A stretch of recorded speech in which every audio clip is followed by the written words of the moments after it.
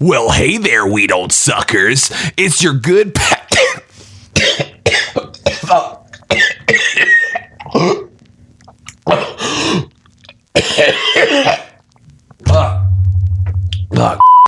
dude. I'm bad at this shit. Rav just dropped the final reissue ever of the Vestiges CDs. There's never going to be any more. There's only a couple hundred left. You can get them in the goddamn link in the description. You can click it. You can buy it and pay the shipping and handling, and then it gets shipped to you, and then you get it and you pop it in your CD player or your computer, or you just own it and look at it like me, because those are archaic devices and who cares, you know, but it's so pretty. I'm looking at them right now. They're so pretty. They're so goddamn pretty. I'm going to give them a big old smooch on the get the Vestiges CDs. Chicka, chicka. Yeah.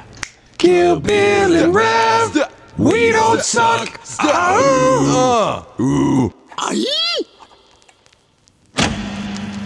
Check. The bars are moving. It's your boy, Bumbo. I don't know why that made me laugh. It's your boy, Bumbo. And I'm here to talk to you guys. Okay. So Rav could not make it today on this episode number 75 of the We Don't Suck podcast. So instead of having him here, see, I want to do something lame and just do like another like, Rav's not here. But then I thought, like, what if I instead of that, I just came on here and talked and answered some questions you guys sent me on Twitter. Maybe that'd be more entertaining than just being like, oh, look, it's Rav. Hey, yeah, it's me, Rav. You know what I'm saying? The same shtick that I've done every time Rav couldn't make it. Okay, so let's see. First of all, how are you guys doing? Don't know why I'm asking. Can't answer. You're probably answering me right now, talking to yourself out loud, possibly in a public place, wherever you're listening to this. Your mom's scared. Your coworkers are scared. You're just like, I'm good, just out of nowhere. You know what I mean? I wanted to just jump into this without the formalities of me asking you how you were doing. I'm doing good. Had some cool things happen. Some of this stuff, some of the questions actually talk about some cool stuff that happened this week. But let's get right into the news. I'm pulling up the tweet. I'm gonna stall you guys while I look for this tweet. I'll be singing a song just so you can be stalled. I've been actually fighting a bunch of armadillos that have been inside of my yard. Like, I live out in the backwoods of South Carolina in some deep swamp, and well, not actually a swamp, but near a swamp. And there's these fucking armadillos, which I didn't know we even had armadillos on the real. Like, you see them on the side of the road sometimes, but like down by the tree line, it's just like a herd, a gaggle of armadillos, you know, like 5 of them. And I don't know how to get them out of the yard without harming them. I don't want to harm them. So let's see. Is there any more in here? Questions. Oh man, I'm good and professional and ready to go. Let's see. Oh, Jesus Christ. Just don't know what I'm doing. Oh, I found him. Guys, don't worry, I found him. Oh, perfect. Question number 1 is from I Love You So Much, the rapper, or ILYSM, the rapper, who is actually really dope. You should check out him and Sora, and there's a couple other people in that crew that are really dope. But anyway, I Love You So Much, the rapper, asks, did you get those armadillos out of your yard yet? We've been waiting in anticipation for the conclusion to that one. Well, you guys already know I have not gotten them out of the yard. I've heard cayenne pepper works really good. You can just like sprinkle it out because they have really sensitive noses and it'll just make them want to leave. I don't have any cayenne pepper just laying around right now. My parents probably do, but I don't. So I need to get some. I need some cayenne anyway because cayenne's good. You can rub that on something, put it on a steak. When you're grilling it, just fucking sprinkle a little bit of that in your pasta salad, you. Okay, let's see.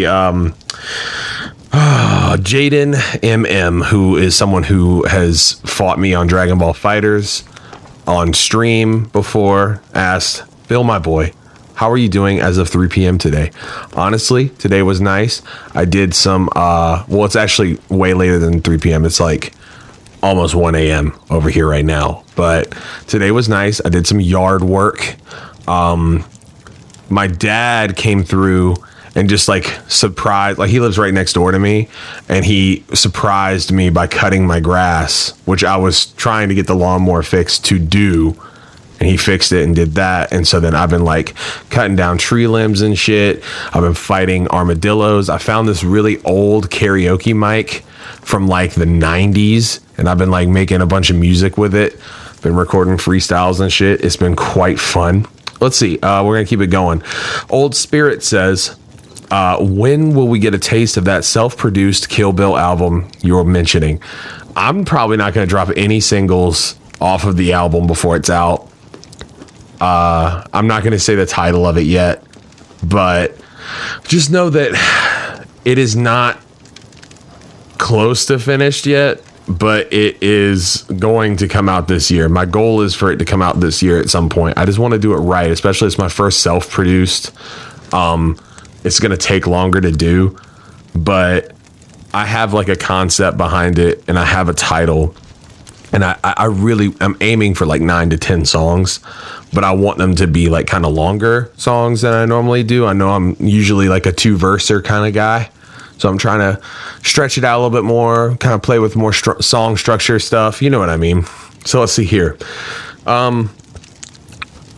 Jake asks, any updates you can give us on the After School Death Club project?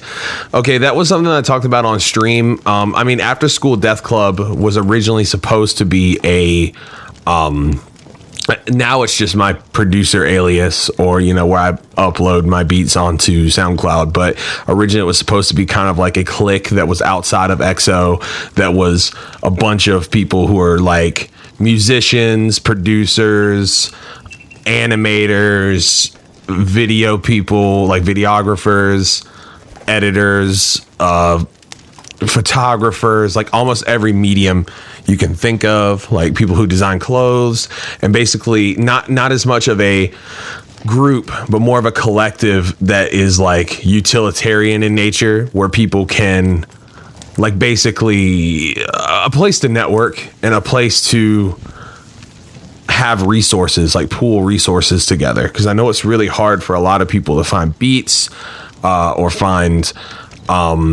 beats that they can afford when they're first starting, or you know, find a good photographer or someone who knows how to use Photoshop, or they can then make you album covers, etc. You know, AMV people, like videographers, people to chop stuff up, like, you know what I mean, just stuff like that. And honestly, I don't really have any updates on it because I've been working so hard on my shit and shit for Chibi Chubby and for just We Don't Suck and just merch stuff, you know.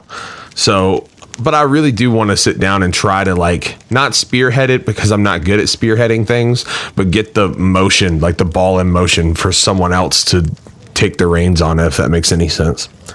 Let's see. What's the best part about the new album you've got in the works? Asked Tristan Pilkington. I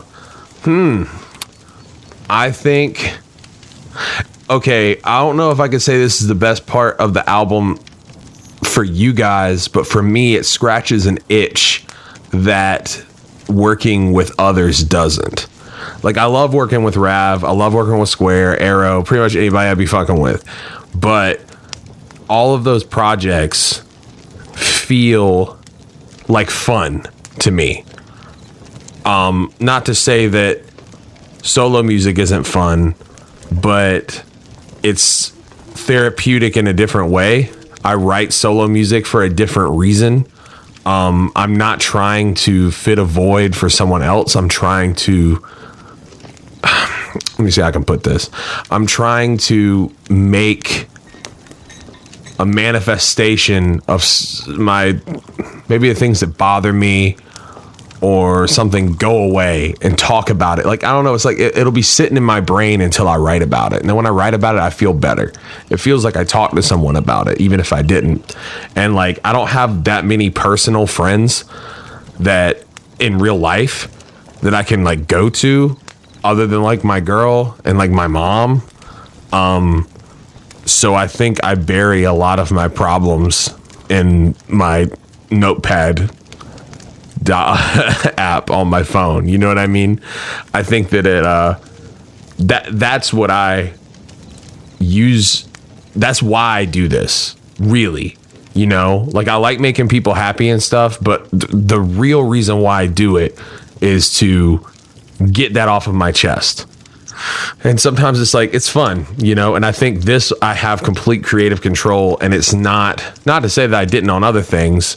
Like there was never a point on Skin or on New Moon or Solar Flare that I was like, I felt like I was compromising, but I do feel like I'd be imposing if I just took the reins on things. And because that's not how it works with collaborations. You know, you don't just tell people what to do. That's not how it works. So that's my answer, my long-winded, dumb answer. But for you guys, I guess it's more the people who are fans of the like Ramona resin, the idea of having a project that's just me, even if I mean, I'm not really aiming for that many features, if any, on this one. But if you want to hear something that is unfiltered me, then this is probably going to interest you, hopefully, you know. So will we be getting another, Paris Rex asks, will we be getting another solo project in the same vein as Resin and Ramona? I already answered that part. Additionally, how was the creative processes and conception different while making Resin compared to Ramona? That's a good question. When I made Ramona, I say we, like me and Rav really made Ramona together. Like he didn't write any of my parts or anything, but I would say that he is a big, he was a big influence on some of my decisions. And it wasn't like he told me to do anything, but it would be like, oh, maybe you should try this. And a lot of those decisions ended up being the final record. You know what I mean? Same thing with the art. Like he was the one who found the artist, Phoebe. And, you know, it's just, Resin felt like I was doing a B-sides project at the time because I didn't want to do the same album again. I didn't want to get pigeonholed as this dude who just rapped over jazzy beats or just rapped over this or just rapped over that, like, and just rap this way or that way.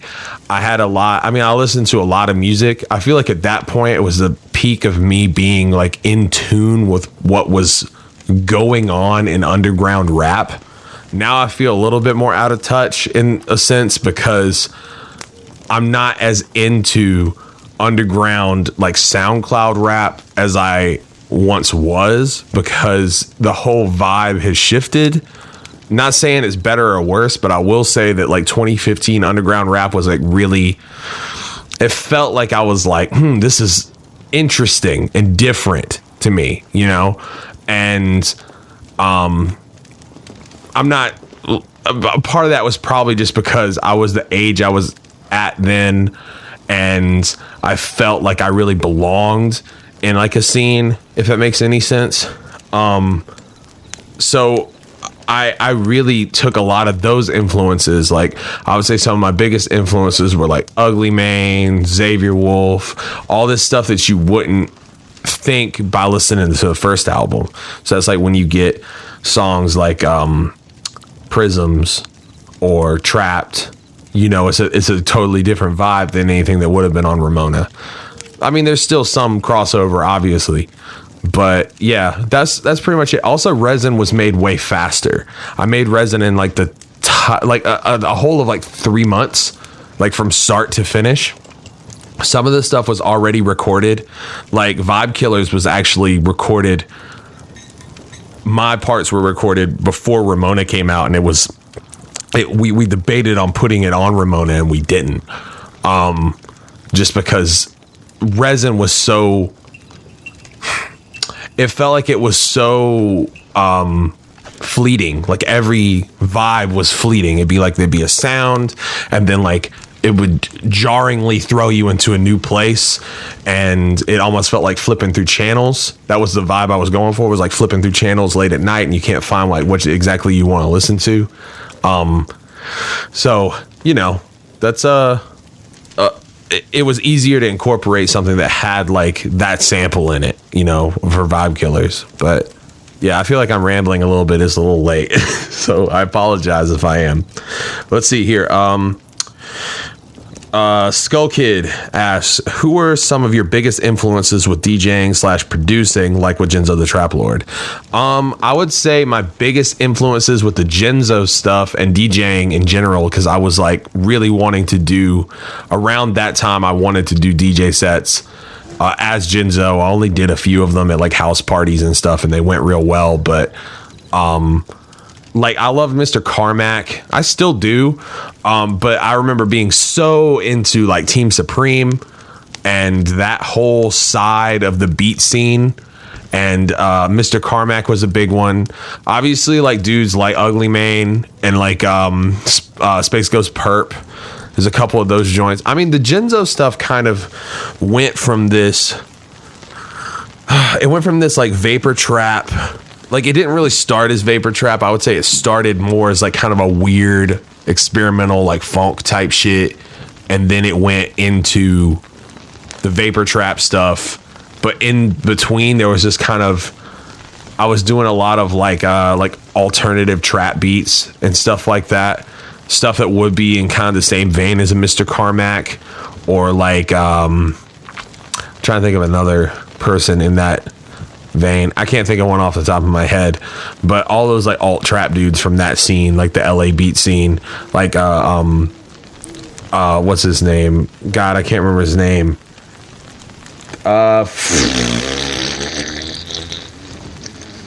Great Dane. That was it. I was wanting to say Dingo for some reason. I was, because it was a dog and it starts with D.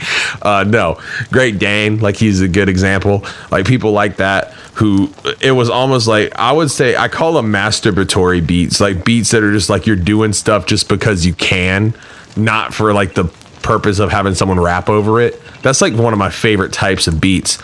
Like, I like really listening to those like really bass heavy, just kind of, it doesn't make sense like how straightforward it is.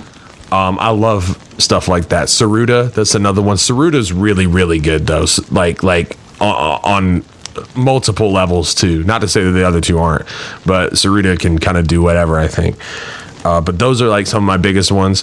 Like I said, Ugly Mane. What's his name? A lot of the vapor trap that was out at the time, and vaporwave in general, were big influences.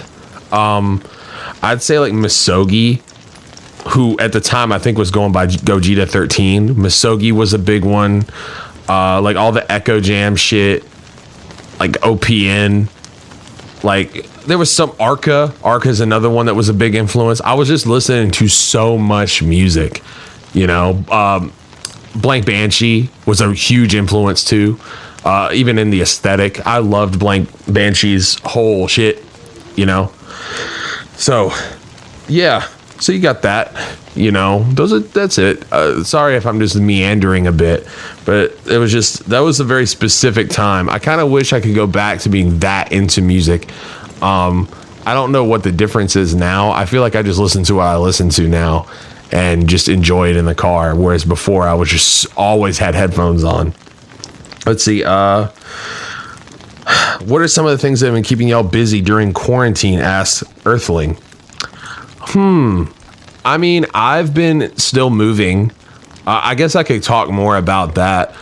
I was living here. This is my parents' old house, and I moved back from Colombia because I just didn't have a job. I had a job, but I was wanting to quit that job because I knew it was dead end. And this is in like 2014. This is like right after Ramona. pre-resin. I moved back in with my parents, and then I moved over here, which is my parents' old house, because they moved into my grandparents' house when my grandfather died, and they were just taking care of my grandma, who was a stroke victim. And me and I had like 2 roommates at the time, and we moved over here, kind of cleaned the house up a little bit, and then that's when I recorded Resin. And then some stuff happened, and I ended up leaving here, and I wanted to move back over here with my girlfriend and clean the house up.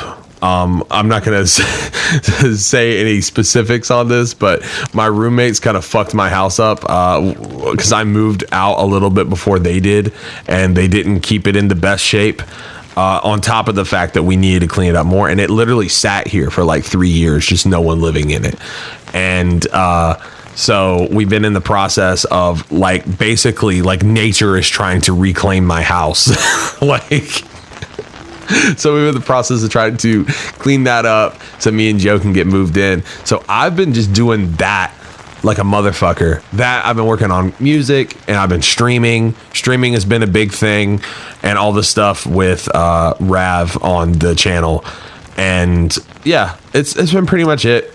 I feel like I'm more busy now than I've been ever, which is silly, I guess. But yeah, I've definitely not been bored during quarantine. Let's see. Duber asks, what's your least favorite part of music production? I would say getting started with a beat. I feel like I like doing it on stream because I can sit here and talk to someone, but I do feel like finding the sample and like importing it and doing all the like annoying shit in the very beginning is a little bit like getting those chops out the way. Stuff you do it the same way every time. I hate doing that. I also have that, I hate that feeling of like getting the producer block, especially when you've been on a roll and then you have something and everything you do, you feel like you're fucking the beat up. Don't like that. Not really into that either. Let's see. Going through here. Bill, give us a preview of the sex tape between you and Rav. Obviously, Square is the cameraman.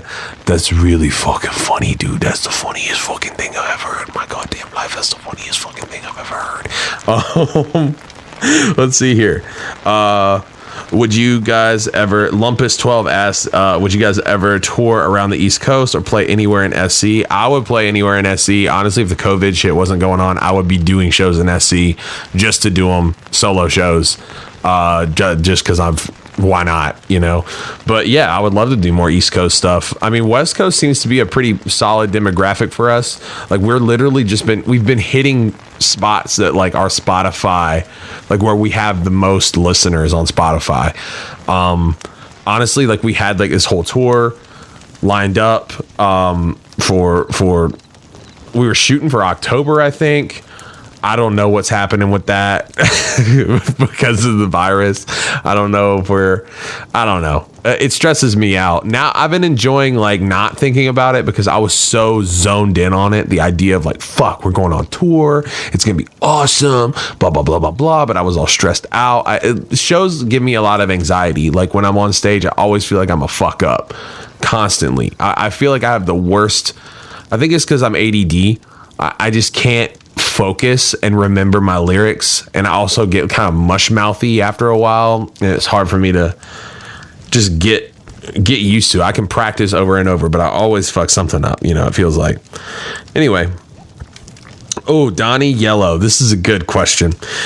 Sir Bill, I missed the epic rap battle between you and Mr. Fantano. Please give us a play-by-play of what happened.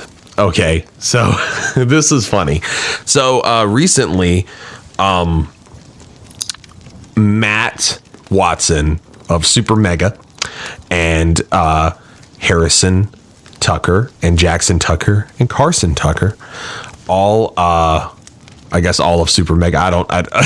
The guys at Super Mega did a charity stream for Color of Change to donate money. I'm not exactly sure if Color of Change was for bail fund stuff or if it was just like a general, like a Black Lives Matter, like if they went and kind of kind of diversified those funds or not. I'm not entirely sure, but I do know that they did a really good charity for Color of Change, and they raised like $76,000 in a single night, a single stream, which is so fucking cool. And I was streaming. I gave them like I pushed my stream back like an hour, and because I wanted to tune into their stream. And I thought it was way more important than whatever the fuck I was doing. And after about an hour, I hopped on stream. And then towards the very end of it, Carson shot me a text and asked me if I would like to be on the stream, and that Rav had just joined. And I was like, yes, of course, I'd love to be on. I come on, Rav was about to leave because it was really super late. But I decided I was going to like stay on there and kind of like just talk. And I figured I don't have as big of an audience as they do, but even if it's just a small number of people came in just to see me, that's like more heads in the room, and I should just be in there, even if I could just say like, oh, hey, that's funny, you know, from time to time. Maybe that'll get more heads in the room. It'll be more money, you know, because I do believe in the cause that they were fighting for. So about this is where it gets wild. About an hour and a half in of me being there, they were trying to get all these different people on. They tried to get Ian from Smosh, but he couldn't get his Discord working. They got 2 Mad in there, a couple other people. Melty Cannon was in there, which shout out to Melty Cannon. I've been a big fan of his for like a long time, so it was really cool to like link up and talk to him. But then they tried to get Anthony Fantano on, and I was like, okay, like, I don't even really know if Anthony Fantano really knows who I am. You know, he retweeted this thing that I did that was like me doing this joke about like lyrical miracle rappers and all this shit. I knew that he retweeted our album, and I was like, fuck, like, okay, he has to kind of know who I am, you know? But I was nervous, bro. So he comes on, and it's like as soon as he starts talking, I'm like, fuck, it's him. You know, it's his voice comes on. You know, immediately it comes on. It's like, damn, that sounds just like him, you know? And then it was literally like 2 seconds in, he just goes, Kill Bill the Rapper. And I was like, what the fuck? You know, I'm freaking out because I'm like, fuck, that's Anthony Fantano, bro. I've been watching him since 2011. He's the dude who put me onto death grips practically, you know? And so then he's like, I challenge you to a lyrical miracle rap battle. And I'm like, there's like fucking almost 4,000 people in the room. Anthony Fantano's there. My fucking heart is racing a mile a minute, dude. My palms are sweaty, my knees weak, my arms were heavy, bro. And I'm like, fucking dying. He just starts freestyling this really funny, like, it was obviously not serious, but it was really fucking funny, you know, and everybody was eating it up, you know. And then it comes to me, and I'm just like, I don't even remember what I said, but I know it was lame, bro, because I was so nervous. And Anthony Fantano washed me in a rap battle, lyrical miracle. I don't even remember. I just remember I had this whole thing about pull strings like a banjo. You've got a man's nose. It was really weird. I hope that he didn't like think like, oh, it makes me like, okay. It makes me worried that like if no one knew my music and that was their first introduction to me, they would be like, who the fuck is this clown? You know what I mean? So yeah, that's how that went down. I DM'd him after and was just like, oh, you didn't have to wash me like that, you know? And then I fangirled a little bit, and then he was cool, and he just said, I hope I'm doing good and shit. But yeah, I didn't keep hitting him up or anything. I don't want to seem like I was like some like fanboy clout chaser or something. But yeah, that's how that went down. It was very embarrassing for me, though. I'm not going to lie to you. I got washed. So let's see here. Mango Creates asks, what song are you most proud of making on Ramona or Resin? I would say on Ramona, probably. I mean, I like About Last Night a lot just because I produced that beat. And it was like a long time in the making. I'm also pretty proud. I'm pretty proud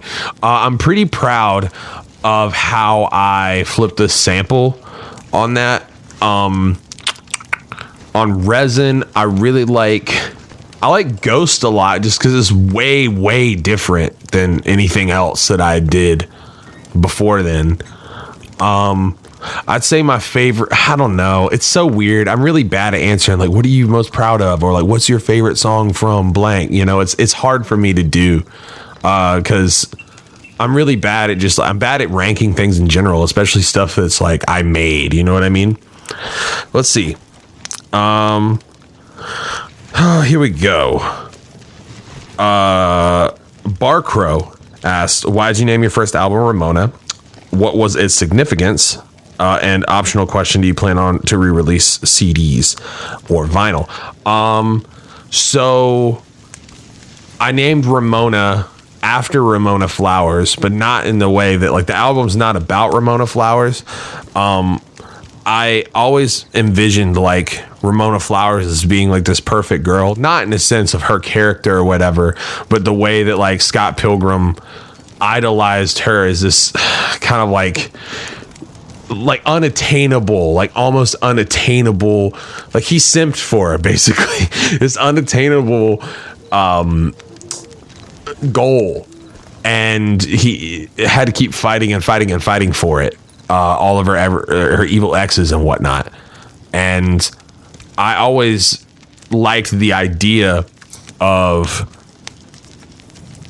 putting this fictional person on a pedestal and then it ending up that's not real, because it's not, like, no one's perfect, no one is completely ideal, you know. I think that takes away from humanity to think that. I'm not saying that there's not good people and there's not people that are close to that, you know. Like, I'm in a very good relationship and I love my girl, you know, like, very much, but there's no such thing as this person who's completely perfect. That's not how humans work, and that's not how it should be, if that makes any sense. And so the idea of it is keep chasing this unattainable happiness. It's not even really about a woman. It's about getting to the end game and then realizing that it wasn't real at all.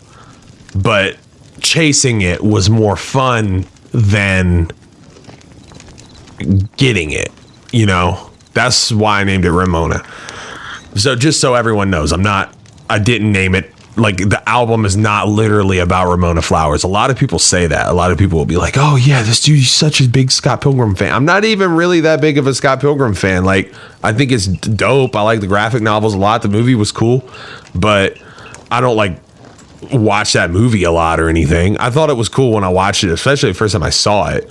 I was really, like, inspired in that kind of way, but I feel like I've kind of, like, not outgrown it, but just moved on, you know?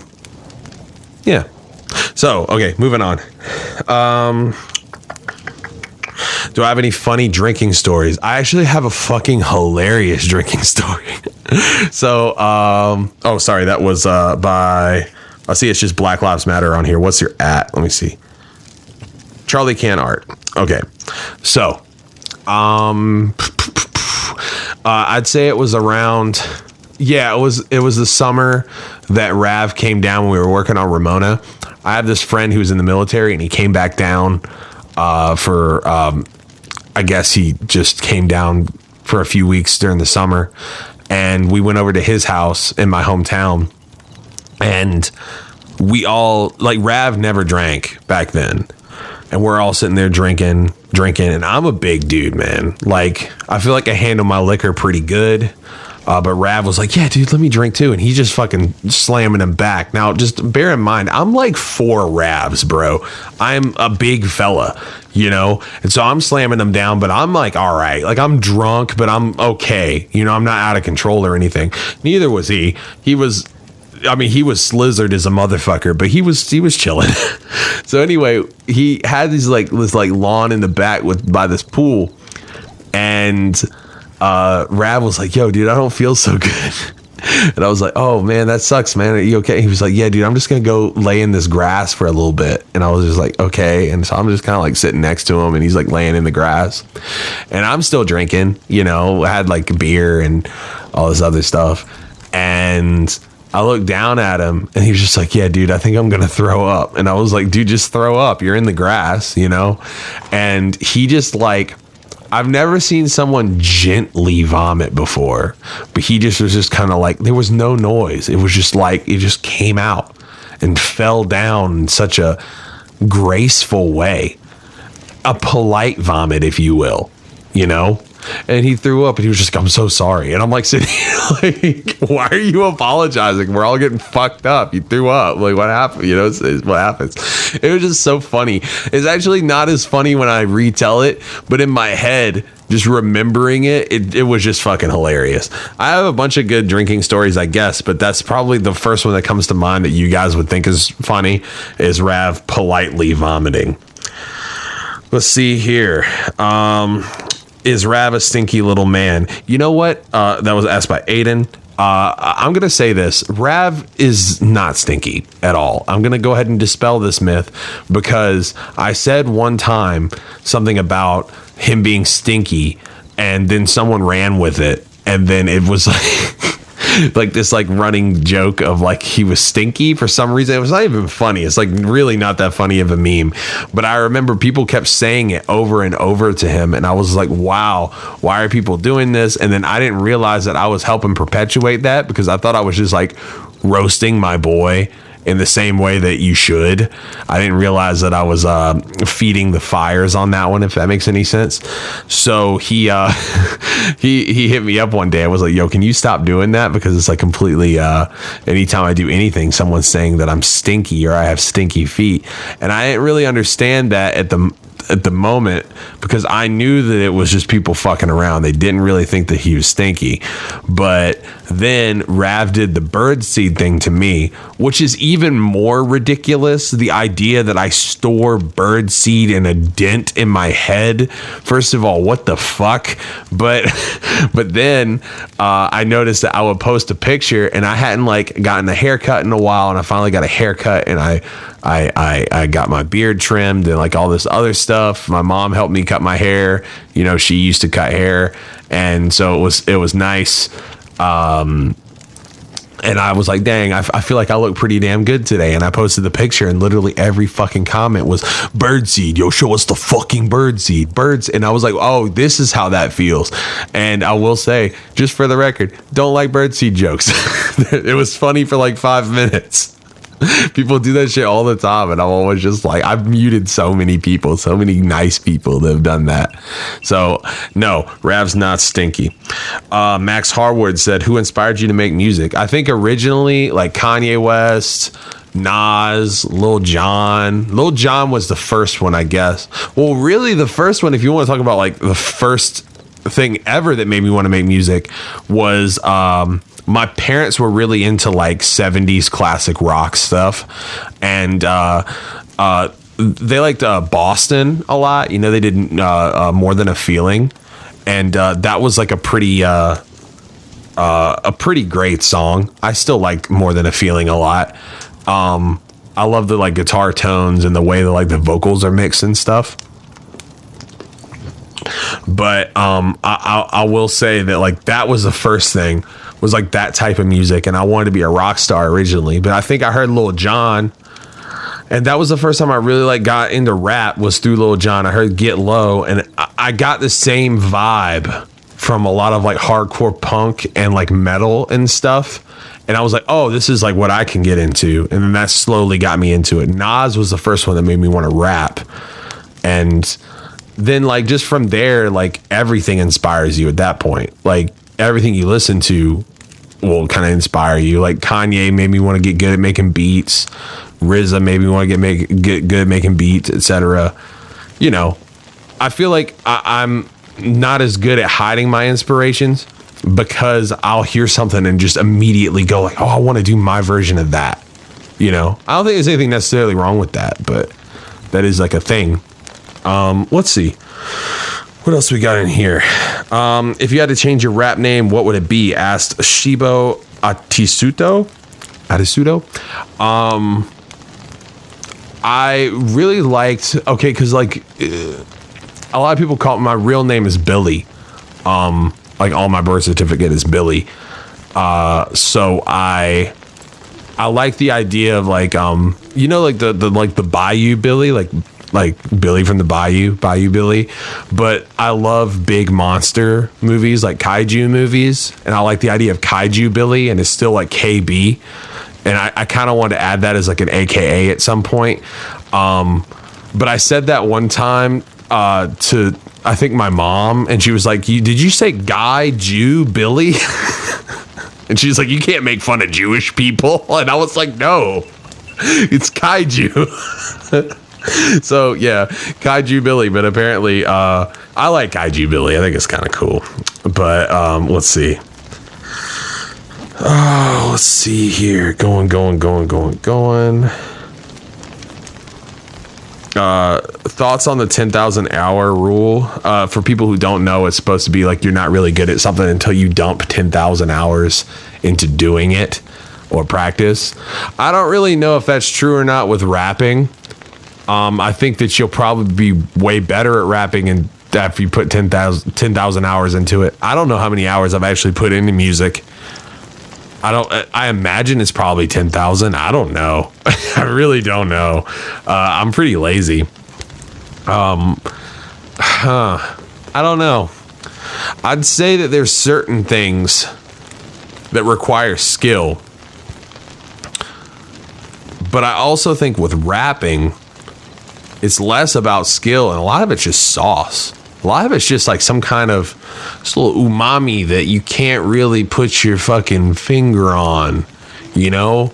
Like it's a certain confidence that might come to you through more. I feel like I've gotten way better as a rapper with time, but a lot of people don't.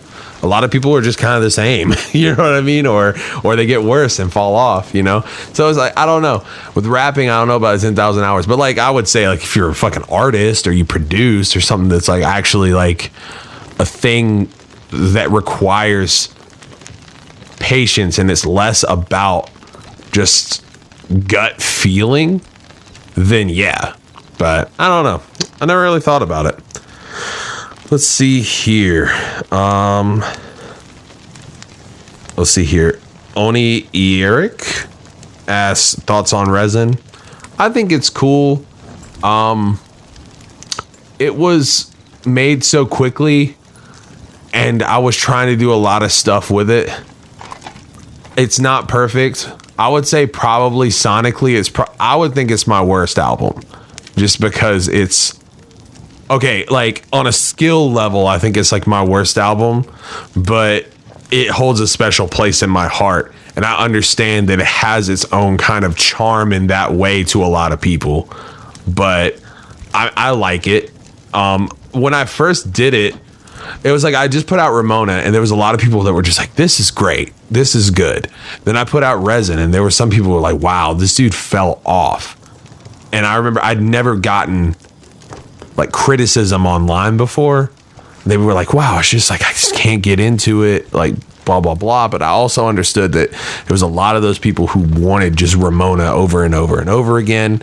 But now years later, a lot of people will say, oh, Resin's my favorite, or I don't like anything but Resin, you know, or your other music's cool, but Resin's the best.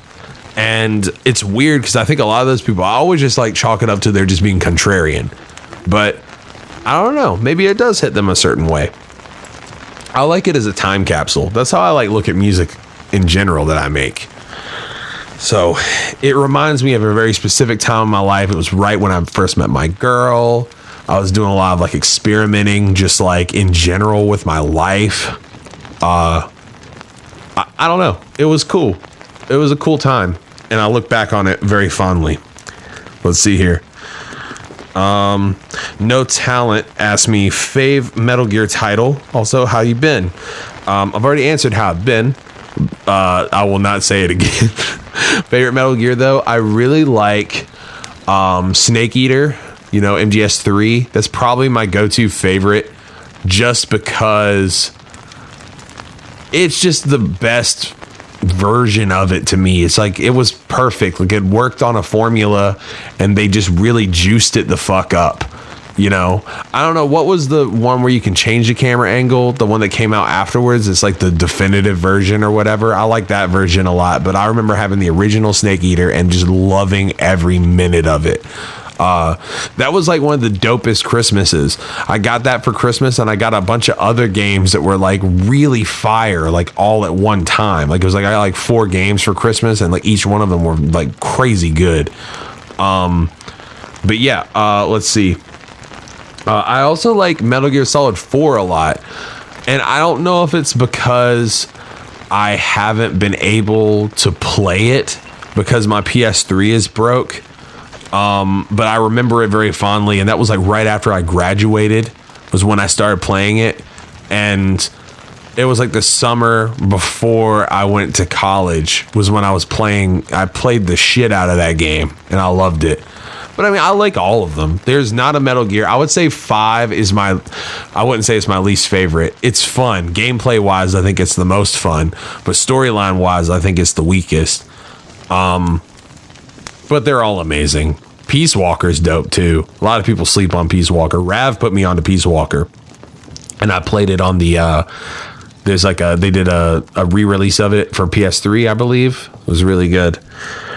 So let's see here. Metal Gear's tight. Let's see here. Do y'all plan on having more guests on We Don't Suck, or is it more of just the two boys? P.S. Love you, says Tito the Yeti. I'd love to have more guests on. I mean, who do we have? We had Frank on not too long ago. I think a lot of the time now, because we're just so busy trying to work on like Rav's busy as a motherfucker. He's doing a whole bunch of stuff right now. But I think when we have more time to just like sit down and plan We Don't Suck content, we'll get more,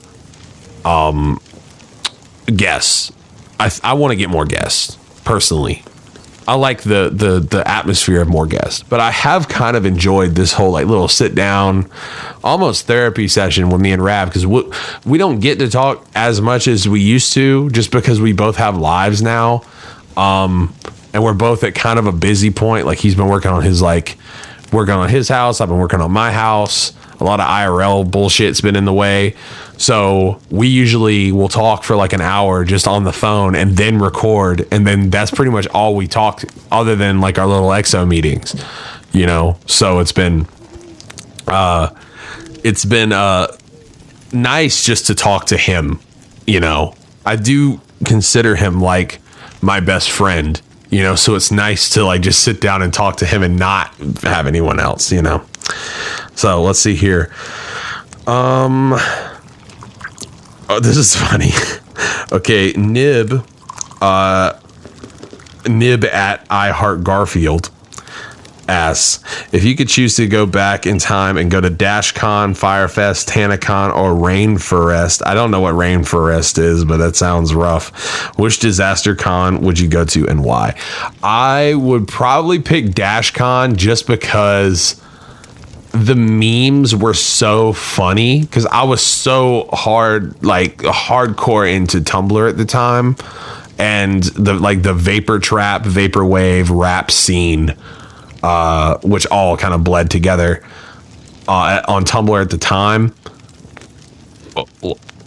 The idea of me being at DashCon and taking a picture in the ball pit, like that, I would have gotten. It would have went semi-viral around my like friend circle, you know. I wish I could have been one of those people who take a picture in the ball pit.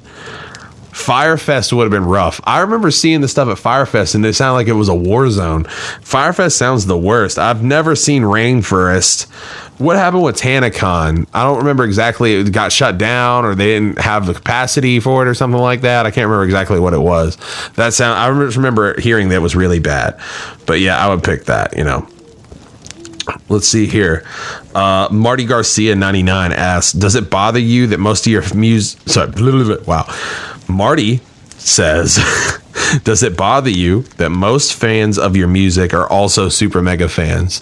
No, not really. I mean, I don't think that that's necessarily true. I just think that it's a association thing. You know, like we were on the Super Mega Cast. What was that? A year and a half ago, 2 years ago, something like that. I can't even remember now. It feels like it's been so long. It feels like it's been that long, but it's probably not even been that long. But we were on the Super Mega Cast, and it was kind of like we had been talking about doing a podcast for a while. And I was getting used to talking to people because I was on the Rap Critics podcast with Muse, you know, the Going Off podcast a bunch, and a bunch of other people like the Unversed podcast had me on, and a couple other people had me on. And it was just like, it made sense to do a podcast. And I think that the eyes on us from being on the Super Mega Cast made it incredibly easy to just be like, now's the time to do a podcast. And obviously you can tell the people who are like legitimate. I'm not saying that Super Mega fans aren't legitimate underground rap heads, but you can tell the people who are rap heads and the people who like us because, or know us through Super Mega because of the way they talk to you. You know, it's a different kind of interaction. It doesn't really bother me though. Like, it's cool to me. I think a lot of like being in a like circle on the internet is tight, you know, and the idea of being a part of something bigger than you, like a circle on the internet, like, I don't know, like being somehow like connected through them, through other people. And like, you have like a bunch of people who are like Game Grumps fans that fuck with us, and a bunch of like Oni Plays fans that fuck with us, and like Ding Dong and Julian, and like all these other people.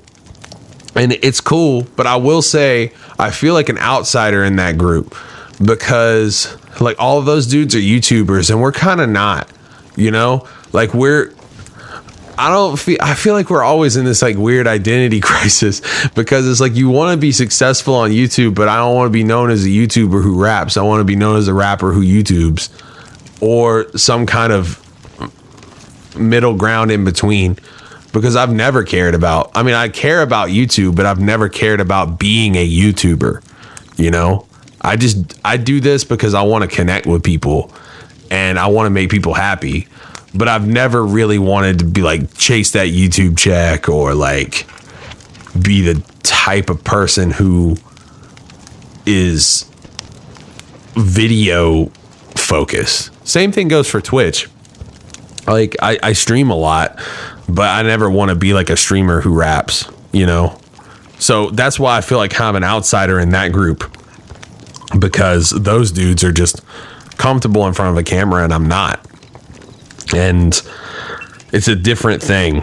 It's a different beast entirely. You know, the fan base, the YouTube fan base is weird, man. Like, just in general, not complaining, but I will say that like they're way more hardcore than just a casual rap listener, you know? And they like to like see every part of your life, and that's a little weird to me. I don't get it as much as like I'm sure like Matt and Ryan get, or even like the Tucker brothers get, or Game Grumps or whoever. Game Grumps, I'm sure, is the worst. That's the weirdest thing. I still can't understand that. A lot of people just fucking hate the Game Grumps. I don't get it, man. There's nice guys. I get, you know, I don't know. Let's see here. I veered a little bit in that question. Said Kappa Slappa asked me, what's your favorite N64 game?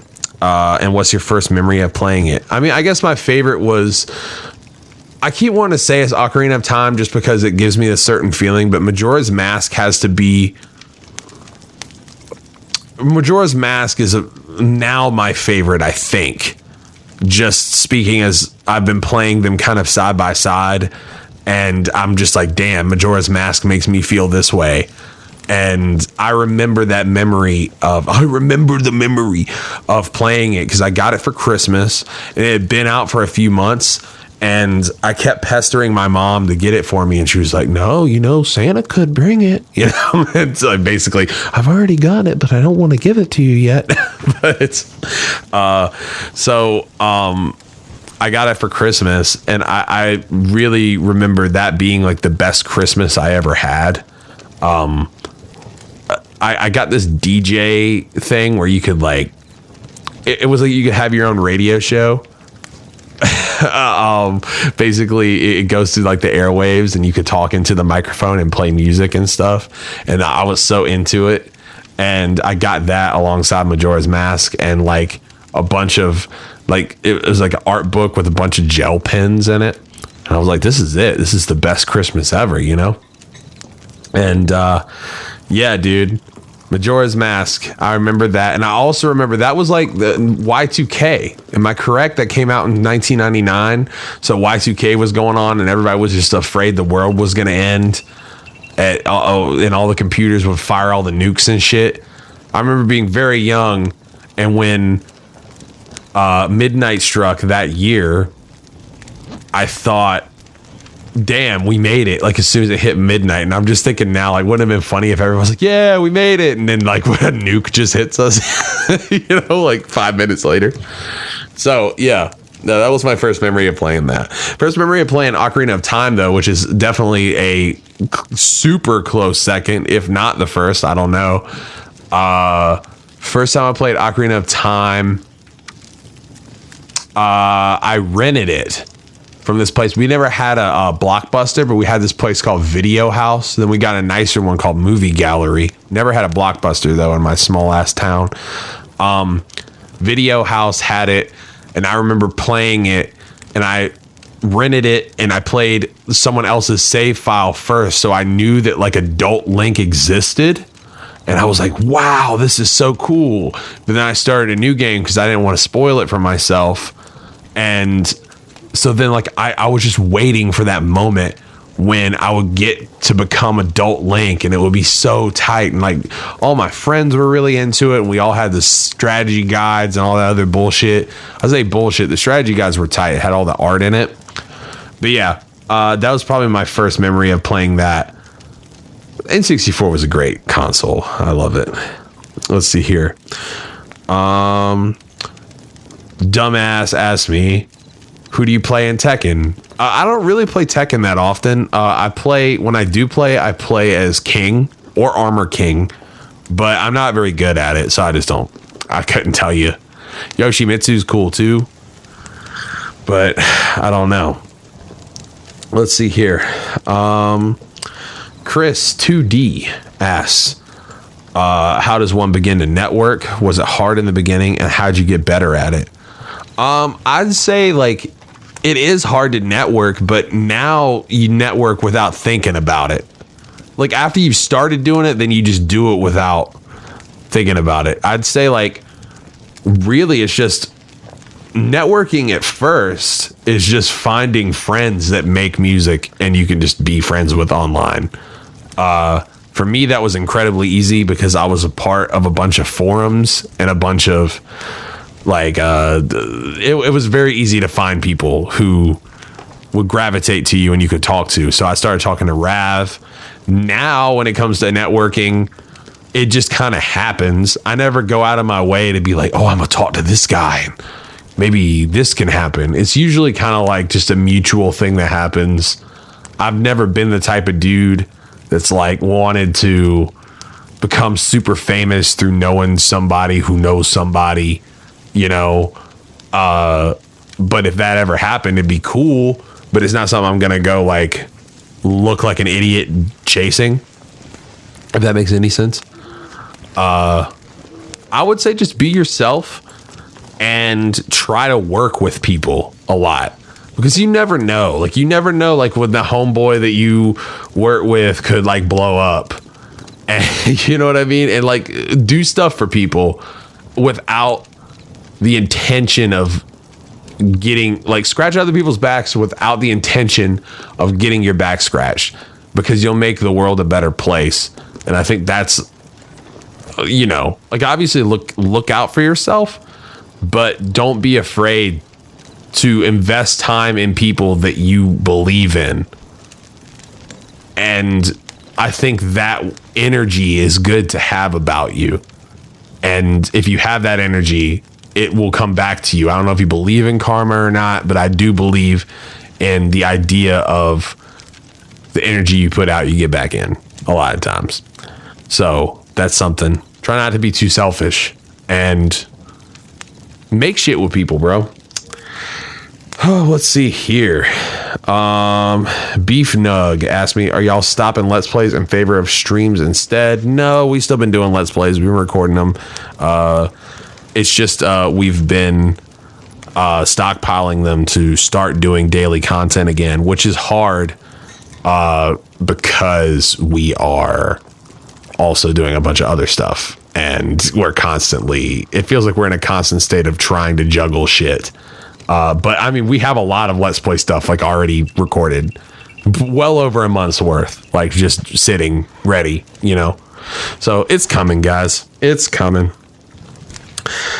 T-Slav Squat asked, what was the inspiration for Good Luck Chuck? I really didn't have any inspiration for that. I just started writing and I was like, I'm gonna tell a story.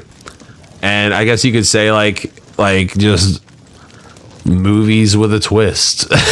In general, were the biggest inspiration, I guess. I don't know. Let's see here. Where's Rav's snare, Bill? We're all worried and the police is involved now, asked Rasmus. Bro, on God, I don't know. We don't know.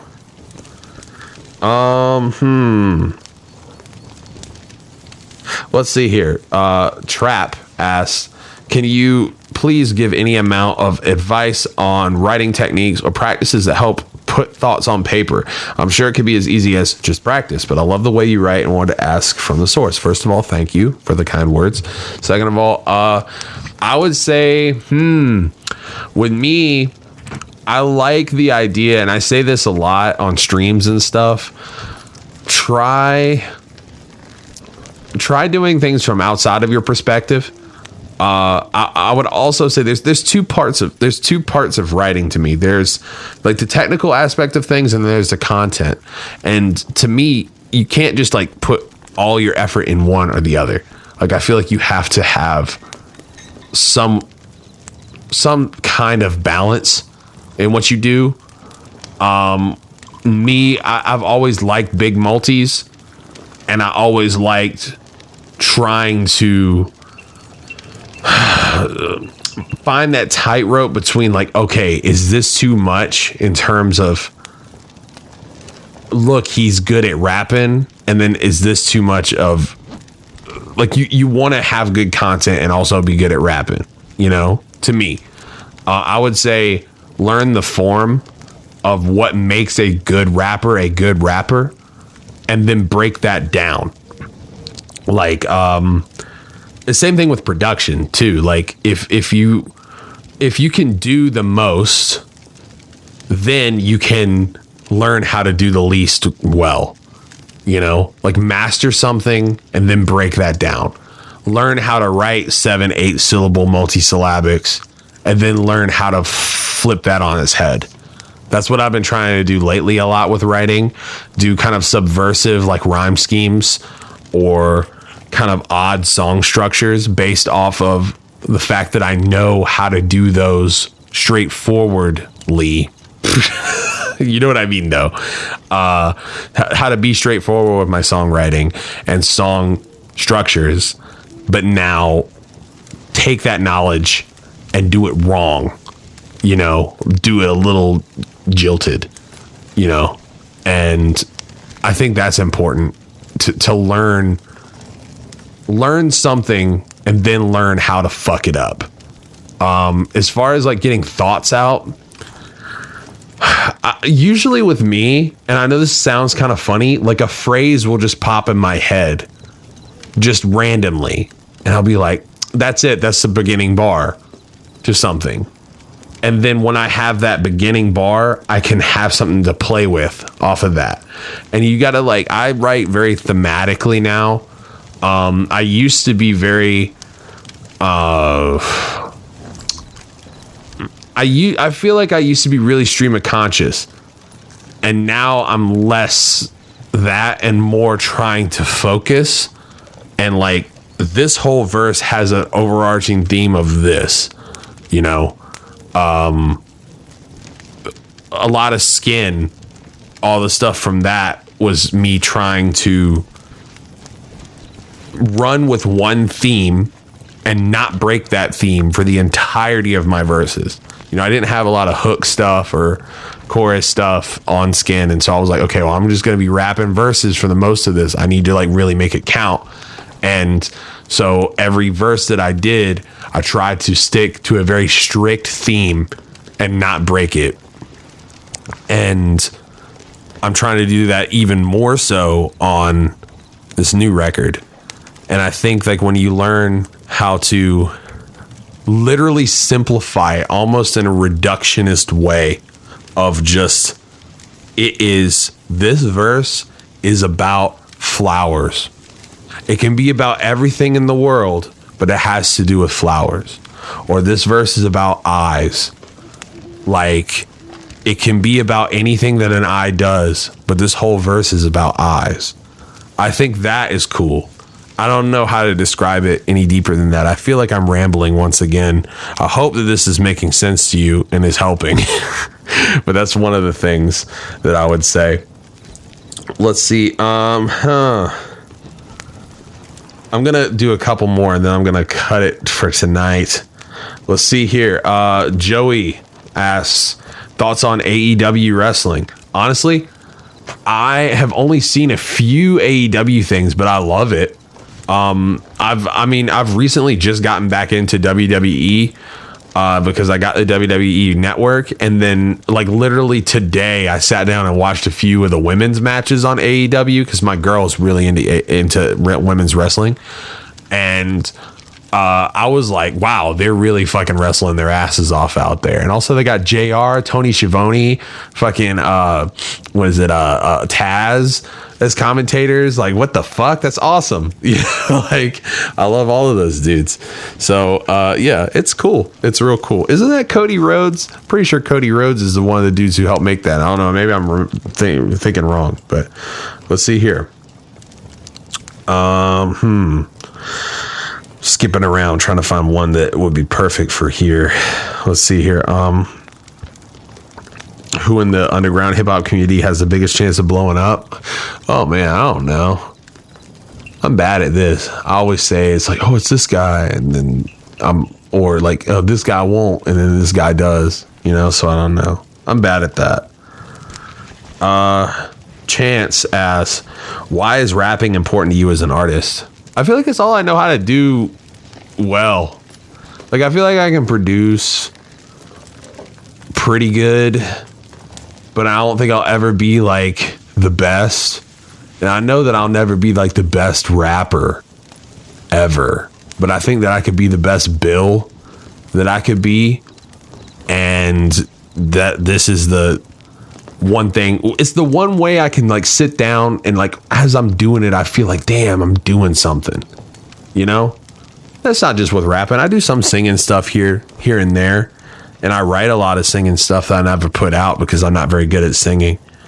But yeah, I think writing is the most important part of that. I feel like I'm a pretty good writer. I like how I write for me. And so I guess that's why. It makes me feel like I'm worth something. Let's see. I'm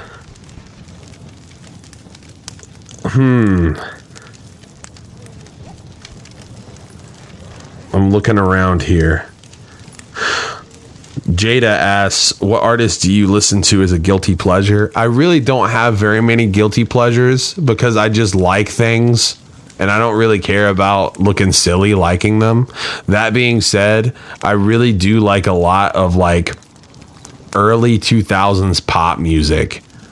It gives me a feeling that other pop music does not give me. Those really ridiculous, like NSYNC, Backstreet Boys, Britney Spears. I wish I could think of more, but I'm kind of sleepy. But yeah, all of those, the harmonies, the over-the-top production, super clean, pretty loud, bright mixes. Yeah, you can't go wrong with that shit. Digital Get Down, way before its time, was a song about fucking cyber sex in the year like 2001 or 2000, maybe even 1999. I don't know. That's nuts that was a thing. So,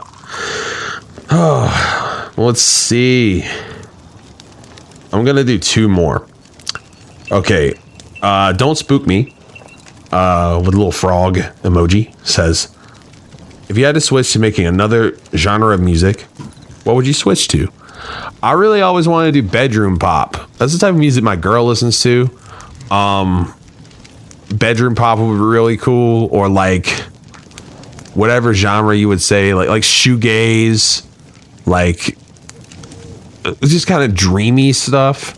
I'd love to be good at singing. I feel like I'm like all right at singing, but I'd love to be really good at singing and just like make a indie pop sort of rockish album. But that, or just like make more like electronic influence stuff. I like a lot of electronic music, so it'd be cool to do some more stuff like that. I've already kind of dabbled in that with the Jinzo stuff, but you know. Oh man, some of these are actually really good. Someone asks, okay, I'll do a few more because some of these are really good. I don't want to like skip over them. Throughout your rap, okay, Macklemore's biggest fan asks, throughout your rap career, what helped you get through moments where you doubted yourself / thought about giving up? I would say when I was the closest to giving up was 2017. I was working at Ruby Tuesdays. Well, actually, no, 2018. I'm sorry, 2018. I was working at Ruby Tuesdays full time, and I like really just wanted to do rap, and I felt like I didn't have enough time to do any of it because I was constantly working, and when I wasn't working, I was super tired and I was trying really hard to juggle stuff, but it just wasn't making sense. And I remember like one day I just went into the parking lot and I just felt completely like, what are you doing with your life? You know? And I just like sat in the parking lot. I was on my break. I had a 15-minute break and I just went into the parking lot and I just cried for 15 minutes in my car. And like, I was just praying nobody was going to come, like no coworker was going to come like knock on my window or something, because like they could see my car was on. I drove this Jeep and it was like, it's tan Jeep. And I thought that they would see my lights were on and they'd come like try to like fuck with me or say something to me. And I was just like crying in the fucking parking lot. And I would say like, that was my lowest point.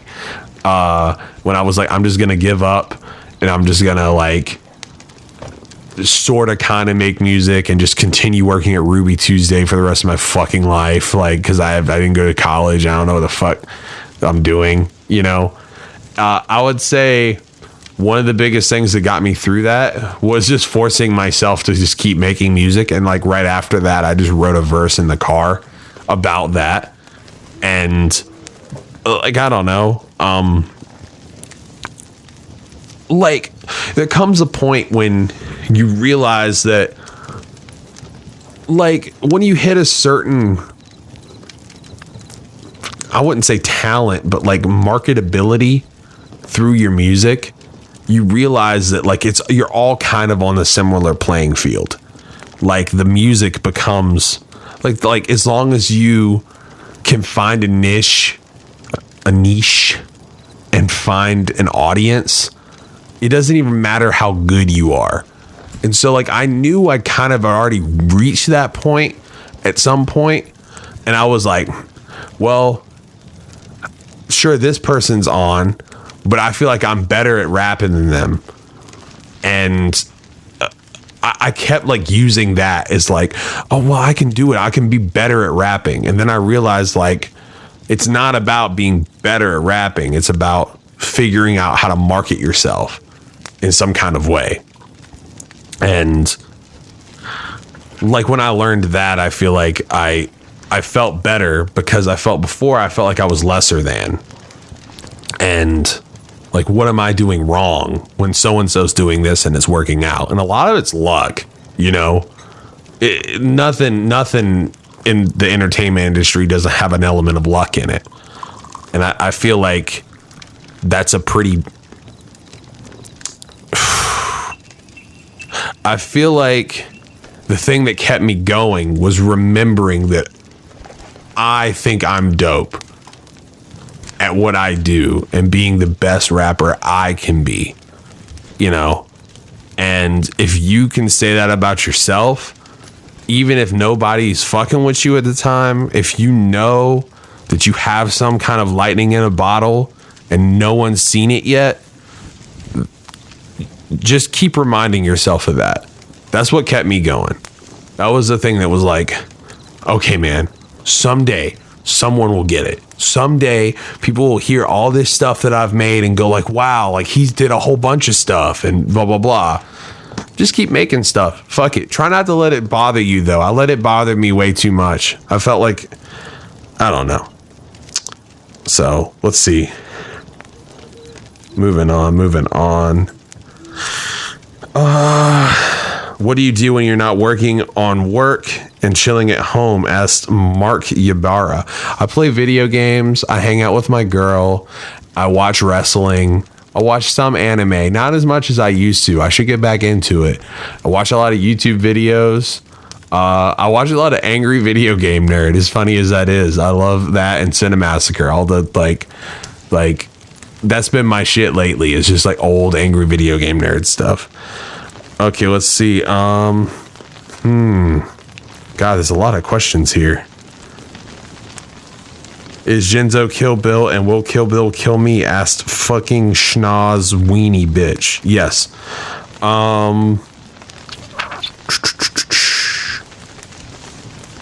Last one. I'm gonna do one more. Jabba the Gut asks, what's your method for getting out of a writer's block?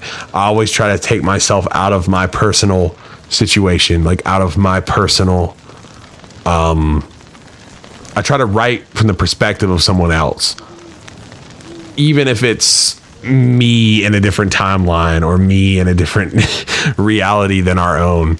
I try to sometimes I'll try to find phrases. I'll write from just how a phrase makes me feel. I'll think oh, I should have a song named Dream Eater. And what would make me feel the way that I do when I see the phrase Dream Eater, etc. Well, guys, I'm going to go ahead and pop on out of here. I will say this was pretty fun, even though it was me just talking into a microphone by myself for an hour and 20 minutes or something.